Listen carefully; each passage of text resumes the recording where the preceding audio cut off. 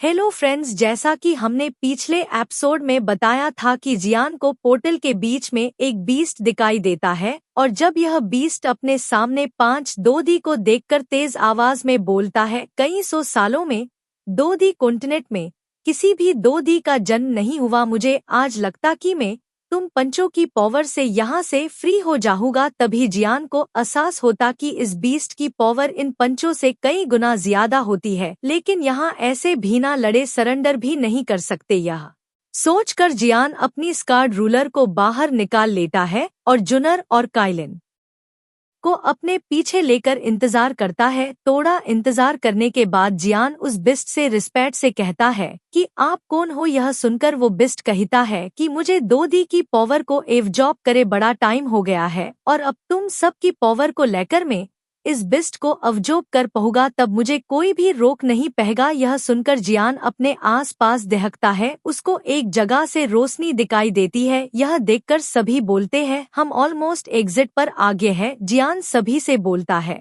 आप सब लोग पहले जाओ, मैं बाद तुमको ढूंढ लूंगा। यह सुनकर सभी लोग उस एग्जिट की तरफ चले जाते हैं। यह वो बिस्ट हंसने लगता है और कहता है कि तुमको क्या लगता है यहाँ से तुम आसानी से जा सकते हो, मैं यहाँ मौका इतनी आसानी से नहीं छोड़ने वाला। यह बोलकर वो बिस्ट एग्जिट पर अटैक कर देता है। यह देखकर वो चारों अपनी स्पीड को बढ़ा देते हैं और जियान भी अटैक कर देता। पहले वो एक स्प्रिक्वल अटैक करता है और फिर अपने लोटस की फुल पावर से अटैक कर देता है और इसी बीच में वो चारों लोग एग्जिट में चले जाते हैं। फिर जियान वापस अपने ध्यान को उस बीस्ट पर शिफ्ट कर देता है और वो बीस्ट भी इस अटैक से घायल हो जाता है। जियान से बोलता है कि अब तुम बचने वाले नहीं हो। यह बोलकर वो अपने विशाल शरीर को जियान के सामने लाता है और जियान भी यहाँ देखकर जियान भी सोच में पड़ जाता है। यहाँ तो एक गोल्डन डोरेगन जैसा लग रहा है, पर जियान को यह भी पता होता है यह गोल्डन डोरेगन जियान से बहुत ताकतवर है। और यहाँ डोरेगन बोलता है कि तुम्हारी हिम्मत कैसे हुई मुझे नुकसान पहुँचने की। यह बोलकर डोरेगन एक अटैक कर देता है। यह अटैक जियान को लगने वाला ही होता है।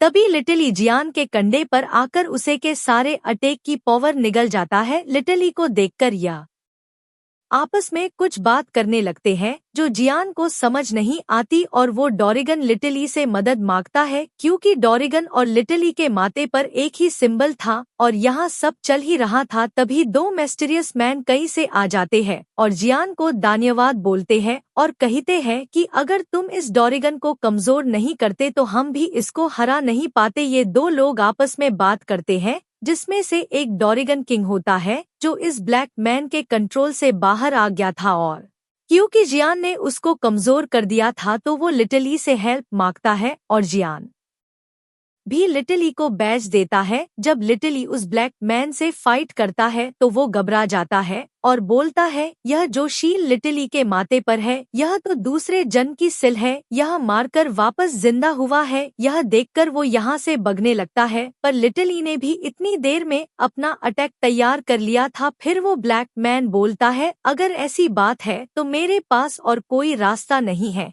और वो अपने आप को गुब्बारे की तरह फुला लेता है। यहाँ देखकर डोरेगन किंग अपनी पावर से एग्जिट का डोर ओपन करके अपने साथ जियान और लिटिली को लेकर आ जाता है। अगर आपको ये एक्सप्लेनेशन पसंद आई हो तो हमारे चैनल को लाइक और सब्सक्राइब करें। Thanks for watching this video. Have a nice day.